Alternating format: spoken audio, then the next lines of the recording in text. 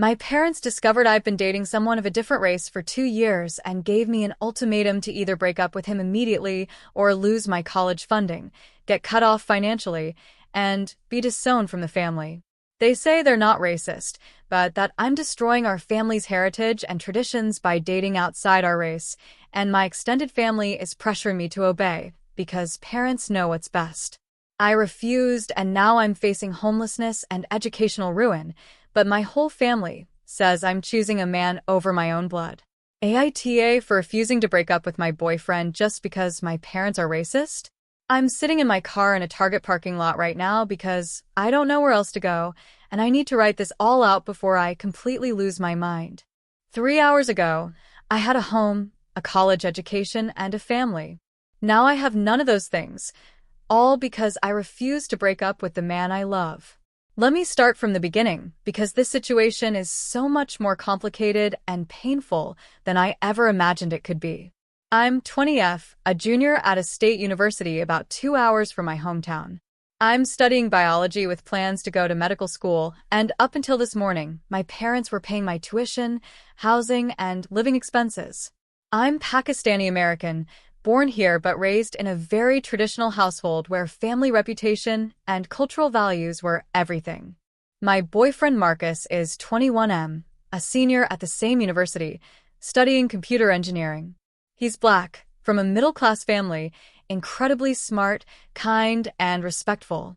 We met in a chemistry study group during my freshman year, became friends, and started dating at the beginning of my sophomore year. We've been together for almost 2 years now. I knew from the beginning that my parents would have issues with Marcus. Not because of anything about him as a person, but because he's not Pakistani. My parents have always been very clear about their expectations. I would date and eventually marry a Pakistani Muslim man from a good family that they approved of, preferably someone they could vet through their community network. Growing up, I heard constant commentary about families who had failed because their children married outside the community. Girls who married non-Pakistani men were whispered about at community gatherings. Their parents were pitted for losing their daughters to other cultures. My older sister Alina is 28 and married to a Pakistani man our parents chose for her. Well, they didn't force her exactly, but they introduced them, strongly encouraged the match, and made it clear this was what they expected. Alina went along with it, and she seems happy enough now with her husband and 2 kids. I always knew I didn't want that path for myself, but I also knew that openly defying my parents would have serious consequences. So when Marcus and I started dating, I kept it secret. For nearly 2 years, I've been living a double life. At school, I was Marcus's girlfriend. We'd study together, go to movies, grab dinner, spend weekends exploring the city. He met my friends, I met his family, and we built a real, meaningful relationship. But when I came home for breaks or when my parents visited, Marcus didn't exist. I'd make excuses about being busy with studying when my parents would ask about my social life. I'd deflect questions about whether I'd met any nice Pakistani boys at school. I hated lying, but I convinced myself it was necessary until I finished college and could support myself. Marcus knew about the situation from the start. I was honest with him about my parents' expectations and the fact that I couldn't tell them about our relationship. To his credit, he was incredibly understanding and patient, even though I know it hurt him to be kept secret. I get it, he'd say. I know your family situation is complicated. I'm willing to wait until you're ready. But the secrecy was eating at me. I hated lying to my parents, hated compartmentalizing my life, hated that Marcus couldn't be part of family conversations or future plans. As our relationship got more serious, the double life became harder to maintain. A few months ago, Marcus and I started talking seriously about our future. He's graduating this year and has a job lined up in the city. I have another year left of undergrad, then medical school applications. We wanted to figure out how to make our relationship work long-term. That's when I decided I needed to tell my parents about Marcus. Not right away, but soon. I started planning how to have that conversation, knowing it would be difficult but hoping that once they met Marcus and saw how happy we were together, they might come around. I was naive. Last week, everything fell apart in the worst possible way. I was home for fall break, and I'd left my laptop open in my room while I went downstairs for dinner. My phone was connected to it, and a text from Marcus came through that appeared on the laptop screen. My mom saw it. The text was innocuous, something like, "Can't wait to see you when you get back, love you." But it was enough for my mom to start looking through my laptop. She found photos of Marcus and me together, messages between us, everything. When I came back upstairs after dinner, my parents were in my room with my laptop open, looking at pictures of Marcus and me at a football game, their faces stone cold. "Who is this boy?" my mom asked, her voice shaking. My dad just stared at me with this expression I'd never seen before, like he was looking at a stranger. I knew immediately that there was no way to make this better, no explanation that would satisfy them. So I just told the truth. "His name is Marcus. He's my boyfriend. We've been together for almost 2 years." The explosion that followed was worse than anything I'd imagined. My mom started crying immediately, these horrible sobs like someone had died. My dad's face turned red, and he started yelling in a mix of English and Urdu about how I'd betrayed the family, destroyed their trust, and brought shame on our household. "How could you do this?" my mom kept saying. "How could you lie to us for 2 years? You lied because you knew it was wrong," my dad shouted. "You knew we would never accept this." I tried to explain that I loved Marcus, that he was a good person, that race shouldn't matter. But they weren't listening. "It's not about race," my dad insisted. "It's about culture, values, religion. This boy cannot understand our way of life. You cannot build a future with someone who doesn't share our values." "But you don't even know him," I said. "If you would just meet him." "We don't need to meet him," my mom said. "We know everything we need to know. He's not Muslim, he's not Pakistani, and he's not suitable for you." The conversation went in circles for hours. My parents kept saying it wasn't about racism, it was about preserving our culture and traditions. But every argument they made came down to the fact that Marcus was black and not Pakistani. They talked about how marriage between different cultures never works, how our values were incompatible, how my children would be confused about their identity if I married outside my race. "Think about your future," my dad said. "Think about your children. What culture will they belong to?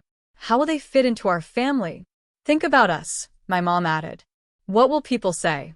How can we show our faces in the community when everyone knows our daughter is dating a black boy?" That's when I realized this really was about racism, no matter how much they tried to dress it up as cultural preservation. "So you'd rather I be alone than be with someone who makes me happy, but isn't Pakistani?" I asked. "We'd rather you be with someone appropriate," my dad said. "Someone who shares our values and can give you a proper life." The conversation ended with my parents giving me an ultimatum: break up with Marcus, or face serious consequences. I went to bed that night thinking maybe they'd calm down. Maybe after sleeping on it they'd be more reasonable. I was wrong. The next morning, my parents called me into the living room for a family meeting. My sister Alina was there too, video calling from her house. My dad laid out the terms in the coldest voice I've ever heard from him.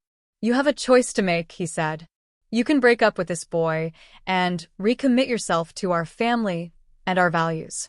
Or you can continue this relationship and lose everything we've provided for you." "What do you mean, lose everything?" "We mean we will stop paying for your education. We will stop giving you housing money, living expenses, everything.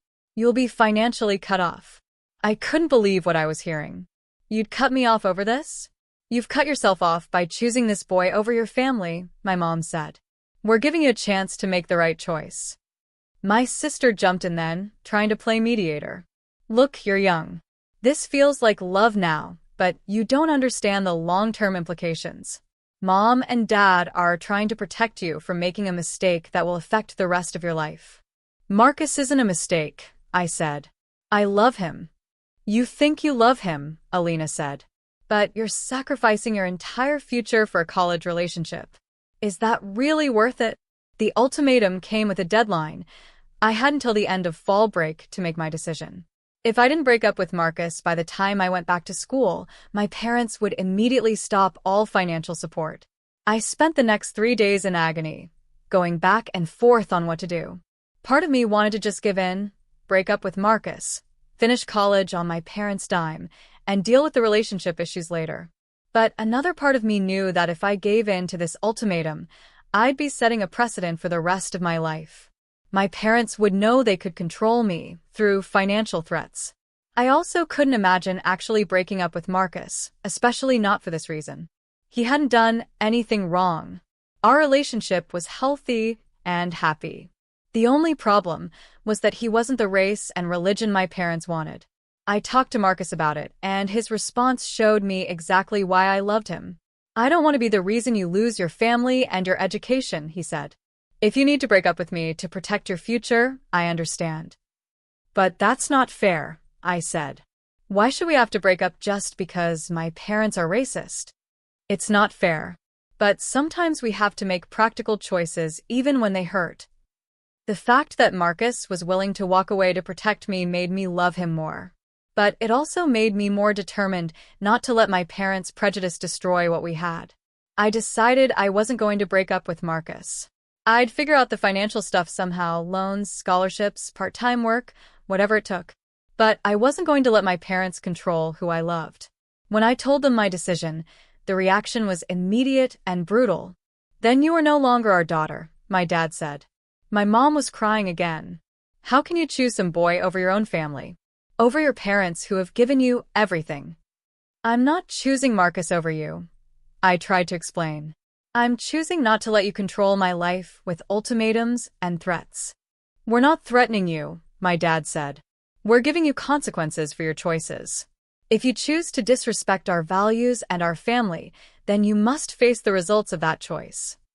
That was 3 days ago. I went back to school yesterday, thinking maybe they'd cool down and we could eventually work things out. This morning, I woke up to an email from the university financial office saying my tuition payment for next semester had been canceled. My parents had withdrawn the funds.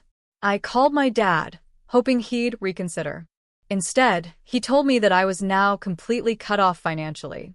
No more tuition payments, no more housing money, no more support of any kind.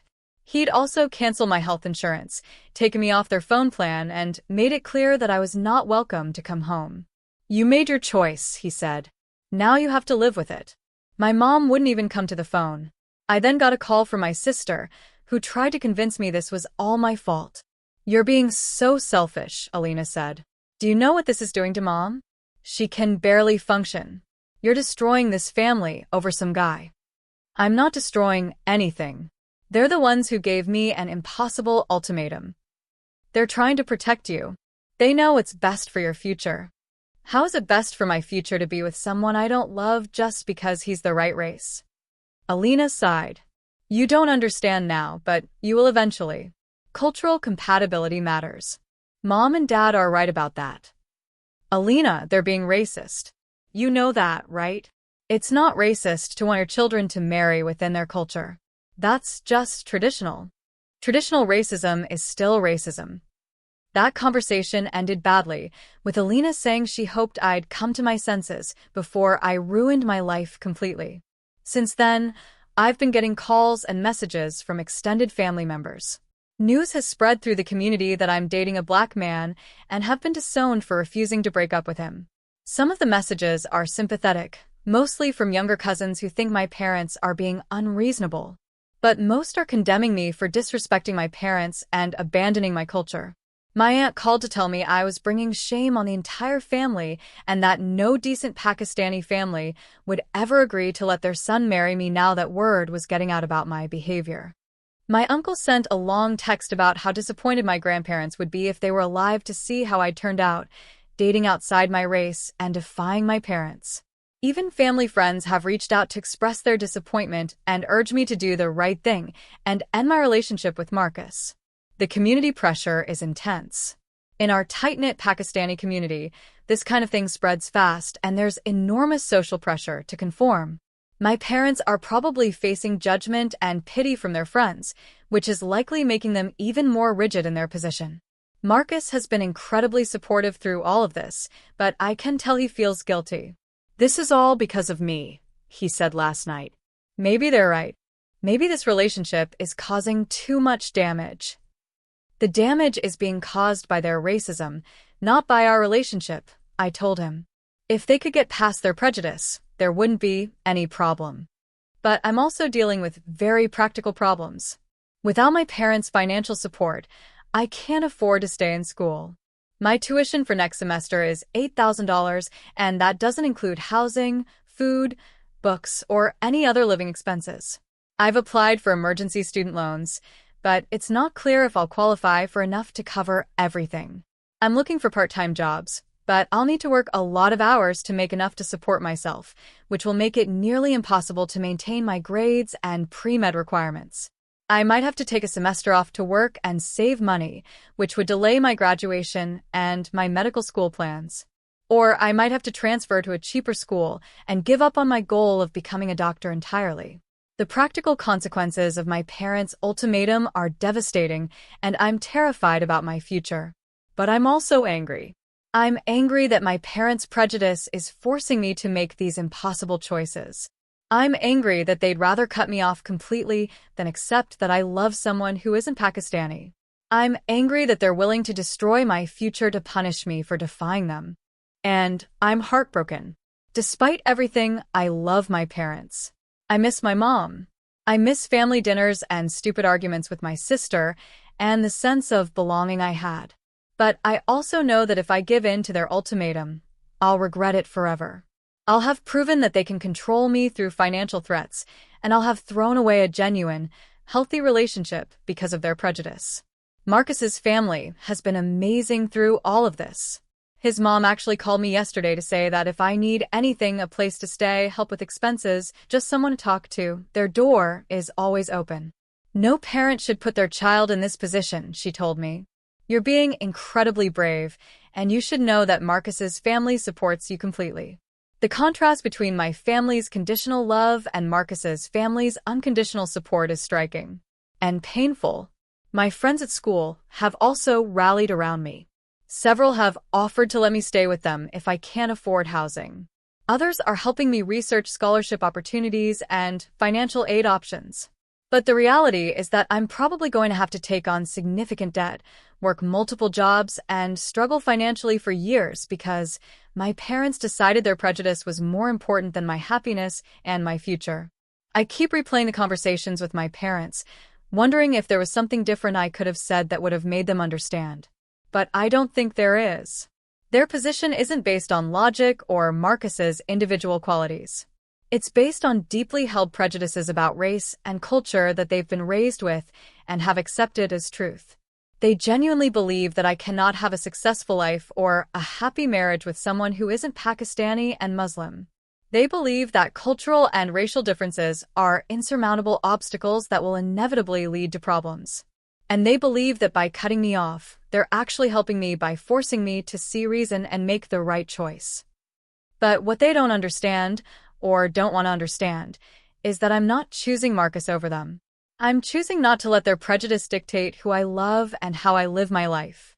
If they came to me tomorrow and said, "We still don't approve of Marcus, but we love you and we'll support your education even if we disagree with your relationship choices," I'd take that in a heartbeat. I don't need them to love Marcus or even to accept him.